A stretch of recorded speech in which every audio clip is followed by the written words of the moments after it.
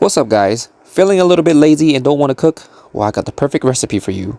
Check out my Lazy Man cheesy and creamy ranch chicken pasta.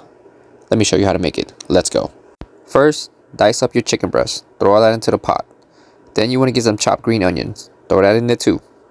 1 pack of cream cheese. Cut that in half. Toss that into the pot, just like that. Next, sharp cheddar. If it ain't cheddar, it ain't better. Put it all in there. Next, you want to grab your seasoning. Here I got the ranch chicken. Pretty straightforward. Throw that into the pot, just like this.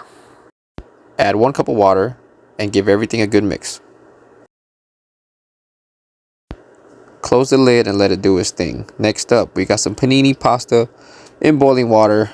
We're gonna let that go. I ran out, so I also added some shell pasta like this. Don't judge me. I'm feeding a village here. Once it's done, take it out, rinse and drain. Add that to the chicken and get everything a good mix, just like this.